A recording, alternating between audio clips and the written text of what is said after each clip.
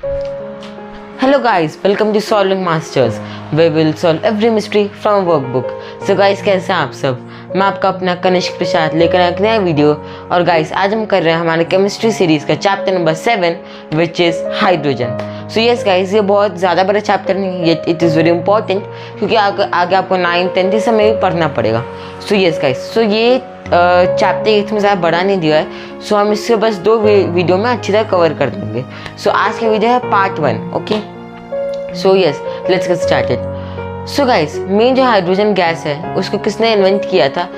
तो जो मेन है वो हेनरी कैवेंडिश थे, जिन्हें मतलब कहा जाता है जिन्होंने मेनली इस गैस को प्रोफाउंड किया था। लेकिन जो सबसे पहले जो गैस ये मिली थी हाइड्रोजन, ठीक है, वो मिली थी रॉबर्ट बॉयल को।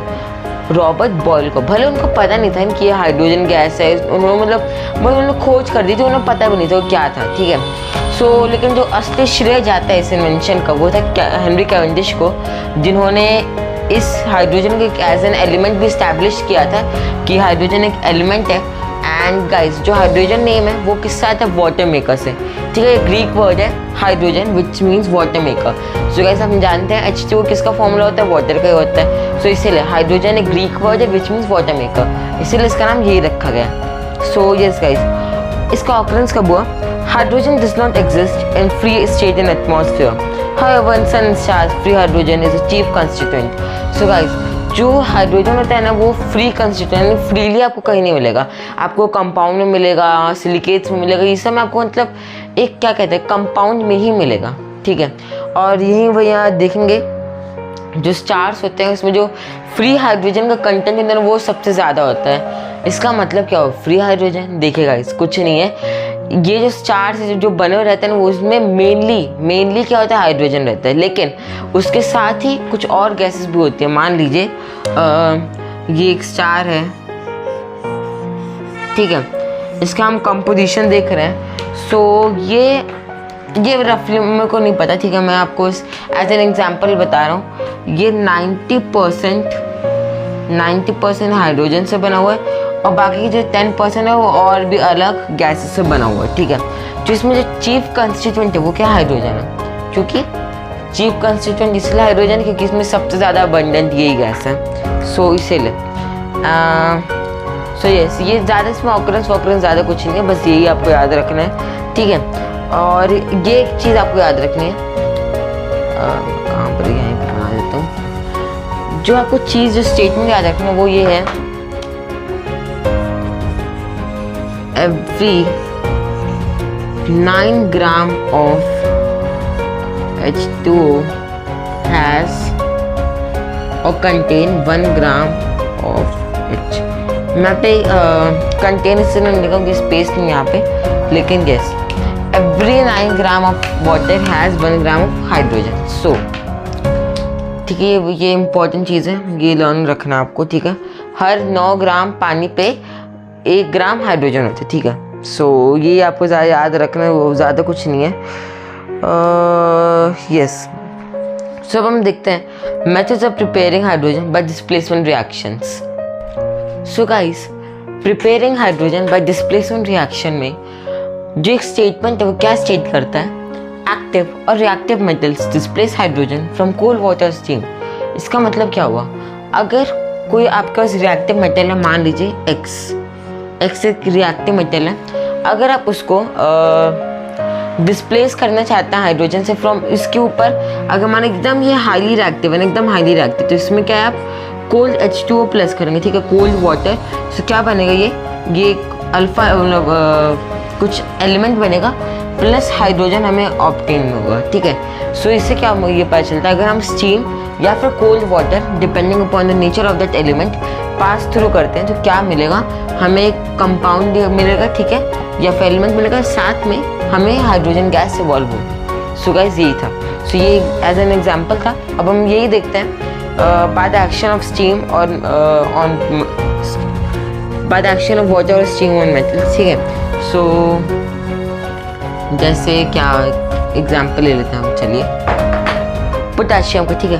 Potassium is the most highly reacting metal in are metal reactivity series. अगर आपको याद नहीं है, ठीक है, मेटल रिएक्टिविटी सीरीज, तो मैंने उसके ऊपर एक सेपरेट वीडियो बनाई है गाइस, कोई ज़रूरत नहीं है, एकदम डरने की कोई ज़रूरत नहीं है। नीचे जाइए, डिस्क्रिप्शन बॉक्स में सब दिया हुआ है, ठीक है। आपको मेरी हर एक वीडियो की जितने भी अभी तक मैंने डाली है सबकी लिंक मिल जाएगी। सो आप प्लीज़ स्क्रॉल डाउन करिएगा, आपको वहाँ पे मेरी मेटल रिएक्टिव सीरीज़ की वीडियो मिल जाएगी। मैंने आपको 2 निमोनिक्स में बताया ताकि आपको इजली लर्न हो जाए, ठीक है।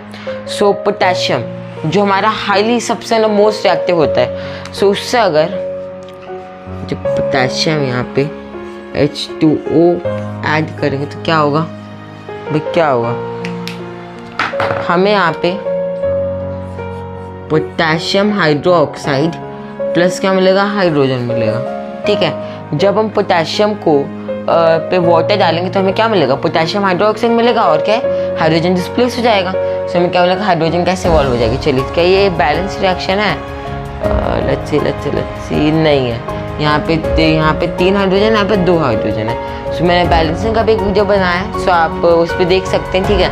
सो अब मैं क्या करें, यहाँ पे 2 लगा देता हूँ, कितना हो गए, 4 हो गए, यहाँ पे 2 लगा देता हूँ, ये भी 4 हो गए, ठीक है।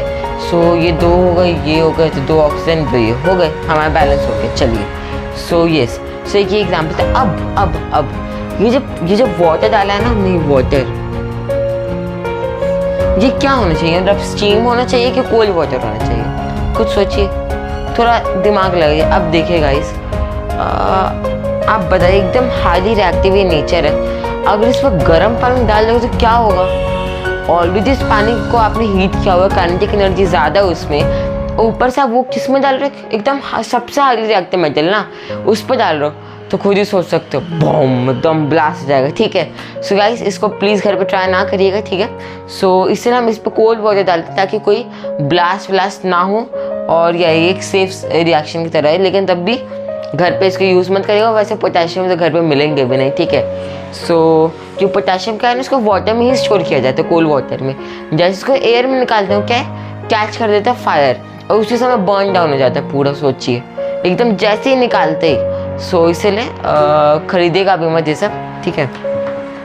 सो एक और एग्जांपल देखते हैं। देखिए, 3 एलिमेंट्स आपको मेन ध्यान रखना, पोटेशियम, सोडियम, कैल्शियम, ये 3 सबसे highly reactive, one of the most highly reactive elements है, ठीक है।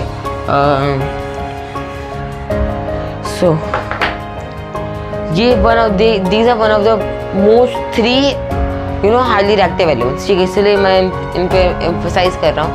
क्या होगा, पहला पोटेशियम, सोडियम, कैल्शियम, तो इन 3 पर रिएक्शन देख रहे हैं। हमने पोटेशियम पे देख रहे हैं, सोडियम पे देखते हैं, क्या है भाई, क्या डालना है, Na पे हम वाटर डाल दीजिए, क्या मिलेगा आपको,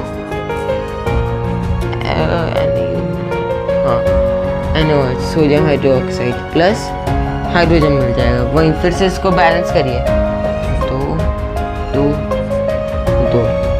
ये बैलेंस है, बिल्कुल है, ठीक है। सो वैसे ही कैल्शियम का भी कर लेंगे, ठीक है। अब मैं एक बताता हूँ, अब मैं एक दूसरे रिएक्शंस बताता हूँ, ठीक है। By the action of dilute HCl hydrochloric acid और dilute H2SO4 sulphuric acid on active metals, ठीक है गाइस। एक्टिव मेटल्स ये हो गए, ठीक है, जो मतलब जो which are reactive in nature, ठीक है, एक्टिव मेटल्स। सो मैंने क्या लिखा था यहाँ पे, चलिए, जैसे जिंक ले लेते हैं यहाँ पे, जिंक के हम दोनों एग्जाम्पल देख लेते हैं। जिंक प्लस क्या है भाई, H2SO4 सल्फ्यूरिक एसिड, H2SO4 क्या देता है हमें, ZnSO4, ZnSO4 plus H2, yes. और ये जो सल्फ्यूरिक एसिड है, ये देखिए, ये दोनों रिएक्शन है डाइल्यूट में हो रहे हैं, सल्फ्यूरिक एसिड पर हाइड्रोक्लोरिक एसिड भी। सो Zn plus HCl gives us what? Gives us ZnCl2 plus H2, ठीक है भाई। अब बैलेंसिंग देख लीजिए, यहाँ पे 2 डाल दीजिए, हो जाएगा बैलेंस, ऊपर में, ठीक है, ऊपर बैलेंस है, नीचे बैलेंस है, कर दिया हमने। यहाँ पे डाइल्यूट है, ठीक है, बस। अब हम देख सकते हैं, अगर हम जिंक को H2SO4 जो डाइल्यूट है सल्फ्यूरिक एसिड उससे पास थ्रू करवाएंगे तो क्या है ZnSO4 यानी जिंक सल्फेट और हाइड्रोजन गैस इवॉल्व होगी। वहीं पर अगर हम जिंक को हाइड्रोक्लोरिक एसिड से पास करवाएंगे तो क्या है हमें zinc chloride plus hydrogen gas मिलेगी। ठीक है, सो यही था हमारे विथ क्या भाई डाइल्यूट HCl और H2SO4। सो अब हम देखते हैं by the action of concentrated alkali solution on metals like zinc, aluminum, lead, tin। ठीक है, सो अल्कलाई क्या होता है पहले इसका मतलब आपको समझना पड़ेगा अल्कलाई क्या होते हैं। ठीक है, सो मैं यहाँ पे लिख देता हूँ बेसिक डेफिनेशन, छोटा सा ही है। अल्कलाई, अल्कलाई क्या होते हैं? बेसिस dissolved in water, बस ये हमारा अल्कलाई होते हैं। ठीक है, जो बेसिस हैं डिसॉल्व होते हैं वाटर में वो हमारे क्या होगा अल्कलाई, बस ज़्यादा कुछ नहीं है। ठीक है, एंड यस गाइस आप प्लीज़ मेरे साथ नोट्स बनाते जाइएगा, जो जो मैं लिख रहा हूँ ज़रूर लिखिएगा क्योंकि राइटिंग से हमें बहुत फ़ायदा होता है। So please write. ठीक है, ये नोट्स हमें आगे भी काम आएंगे आपको। ठीक है, अब इतना जिंक करें तो भाई एक और बार जिंक को ले ही लेते हैं। ठीक है, Zn प्लस किसको ले रहे हैं? चलो सोडियम हाइड्रोक्साइड, क्या है सोडियम प्लस सोडियम हाइड्रोक्साइड। ठीक है, इन दोनों को जब ऐड करते हैं हमें क्या मिलता है Na2ZnO2 plus hydrogen gas H2 obviously. ठीक है, इसको क्या बोलते हैं? सोडियम जिंकेट बोलते हैं। ठीक है, सोडियम जिंकेट बस। तो क्या ये बैलेंस है? नहीं है, यहाँ से 2 डालते हो बैलेंस हो गया। ठीक है, सो हम देख सकते हैं हमने यहाँ पे एक बेस ऐड किया है सोडियम हाइड्रोक्साइड जिंक में। सो क्या होता है हमें एक सोडियम जिंकेट मिलता है with the evolution of hydrogen gas. So ठीक है, सो यस गाइस, सो यही था हमारे से preparation of hydrogen bye displacement reactions. अब हम देखते हैं हमारा सबसे important topic of this video which is electrolysis of water. Guys अब हम देखते हैं इलेक्ट्रोलिसिस ऑफ वाटर, ये हमारा सबसे इम्पॉर्टेंट टॉपिक है आज के वीडियो का एंड इवन दिस चैप्टर देखा जाए तो।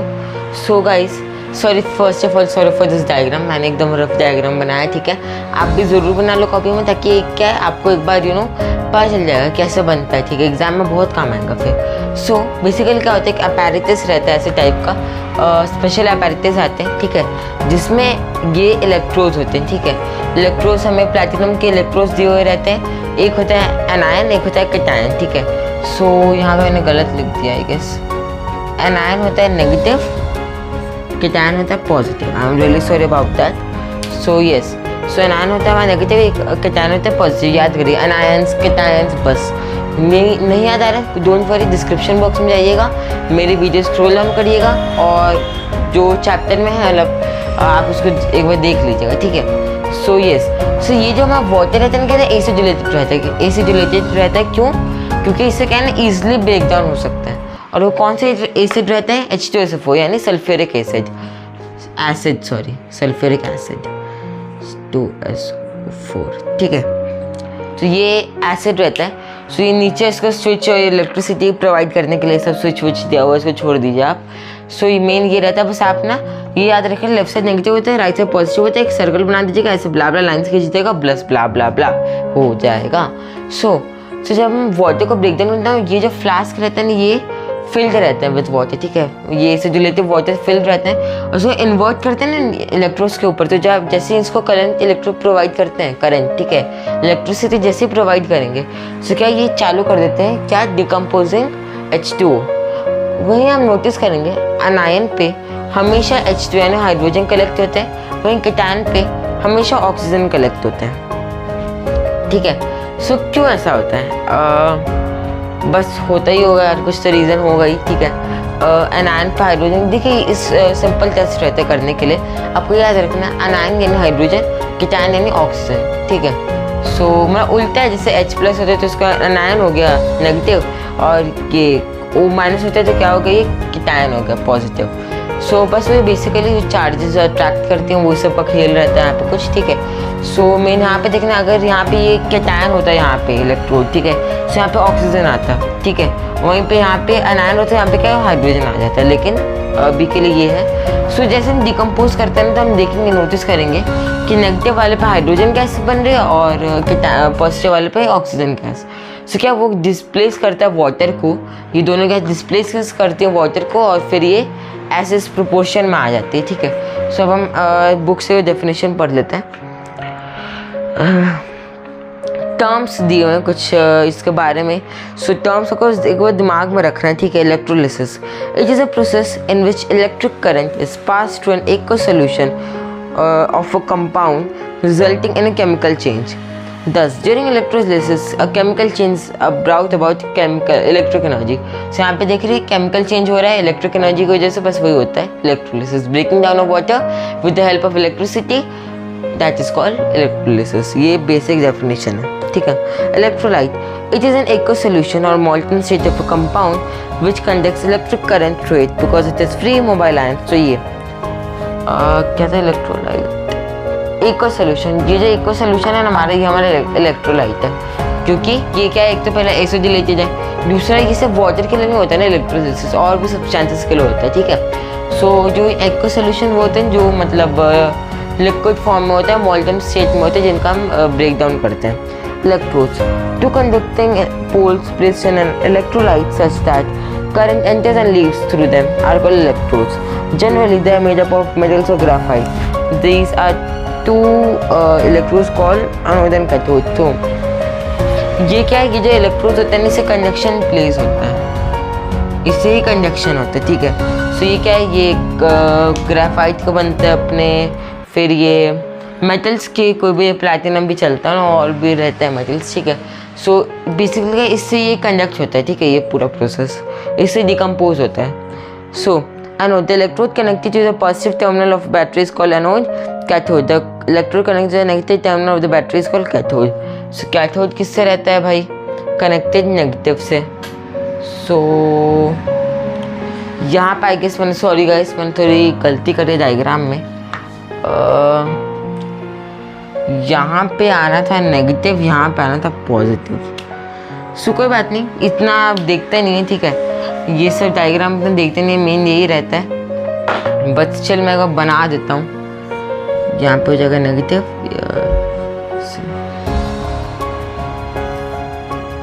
पॉजिटिव यहाँ पे आएगा।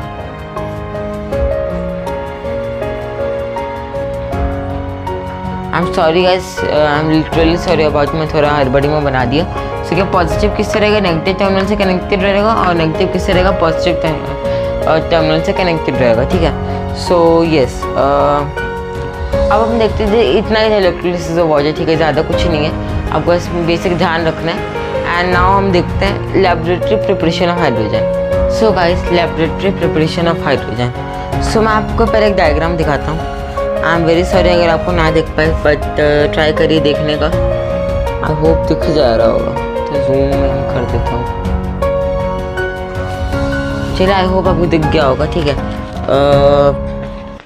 लैबोरेटरी प्रिपरेशन में क्या करते हैं हम, इस बार क्या लेते हैं, जिंक लेते हैं, जिसको हम किसे ट्रीट करते हैं, सल्फ्यूरिक एसिड के साथ, ठीक है, जिससे हमें क्या मिलता है, जिंक सल्फेट, और हाइड्रोजन गैस इवॉल्व होती है। सो बेसिकली पहले क्या होता है, आपने एक फनल ले लिया, ठीक है, उसमें हम डाल दे जिंक ग्रैनुल्स होगा, ठीक है, जिंक जो दाने दाने टाइप का होता है उसको ग्रैनुल्स बोलते हैं, रफ सरफेस में होता है, ठीक है, जिंक ग्रैनुल्स ले लिया। एक आप यहाँ पे थिसल फनल लगा दिया, ठीक है, गैसेस के आने जाने के लिए एकदम घुसा दीजिए। अरे यार तो गंदा है, छोड़िए, मैं एक काम करते रीड करते जाते साथ साथ बनाते जाएंगे। So take a clean conical flask and place about 5 grams of granulated zinc in it. Conical flask low, 5 gram zinc डाल दो, ग्रैनुलेटेड जिंक का वो सब, ठीक है। In the mouth of flask fix a 2-hole airtight stopper. यहाँ पे 2 airtight stopper है, ठीक है, ऐसे कर दीजिए।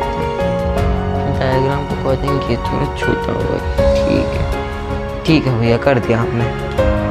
Through one hole passes thistle funnel, and through the other hole a delivery tube whose other end is dipped in a trough of water. So ठीक है, यहाँ पे thistle funnel है हमारा, ठीक है, thistle funnel दिया हुआ है, ये क्या है, डिलीवरी ट्यूब है जो एक ट्रो है वाटर, उसमें जाके डूबी हुई है और उसमें बैंडेज है ऐसे करके, ठीक है. Over the other end of the delivery tube, place a behave shelf. Pour about 2 cc of copper sulfate solution through thistle funnel and sufficient dilute sulfuric acid such that lower end of the thistle funnel completely immersed in it. So guys, क्या होता है, ये हमने ये पर delivery tube डाली है, यहाँ पे जार टाइप का रहता है जिसमें एक होल रहता है, कुछ इसमें फिक्स कर देना है आपको, ठीक है. नीचे एक ओपनिंग भी रहता है, ठीक है. बिहीव शेल्फ इसको कहते हैं. अच्छा, beehive shelf, I am really sorry about it. Beehive shelf क्या होता है ना, एक ऐसे टाइप का होता है जिसमें एक होल रहता है और यहाँ से घुसाने का एक जगह होता है. सो वही फिर से बना देता हूँ, कोई बात नहीं. ये है, ये पानी है, ठीक है.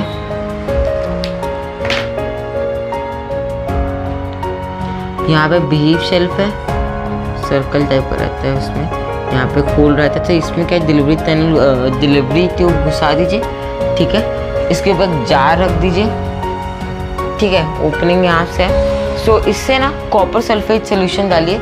कितने, सिर्फ 2 cc आपको डालना है, क्योंकि ये क्या एक ऐसे कैटलिस्ट एक्ट करता है जिससे वो स्पीड अप कर जाएगा. कैटलिस्ट नहीं पता, अगेन डिस्क्रिप्शन बॉक्स में जाइए, सब वीडियोस की लिंक दी हुई है, वहाँ से जाके आप देख लीजिएगा प्लीज़, ठीक है. सो यस, अब इसमें क्या है ना, सफिशिएंट अमाउंट ऑफ क्या डालना है अपने, सल्फ्यूरिक एसिड डाल दीजिए, ठीक है, कि ये जो है ना पूरा कम्प्लीटली इमर्स हो जाए यहाँ तक, ठीक है. फिर क्या होगा, कुछ टाइम बाद रिएक्शन होगा स्टार्ट, ठीक है.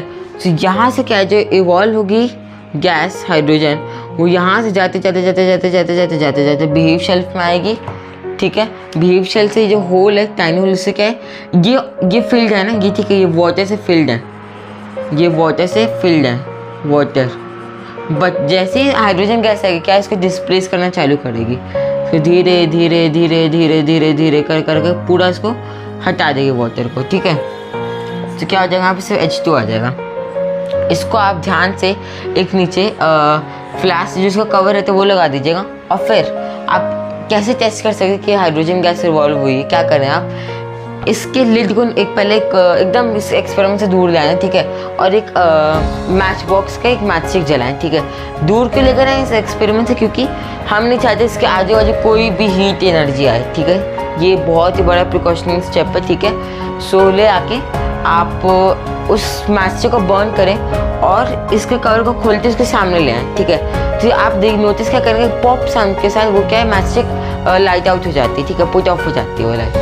सो यही हम आप प्रूव करते हैं कि हाइड्रोजन गैस इवॉल्व हुई है. सो गाइज यस, ये था रफ डायग्राम भी आप बना सकते हैं, ठीक है. सो यस गाइज, आज के लिए इतना ही. आई होप आपको ज़रूर पसंद आया होगा. So please do like, share and subscribe. Solving masters will solve every mystery from workbook. So guys, ये था हमारे केमिस्ट्री सीरीज का चैप्टर नंबर 7 का पार्ट 1.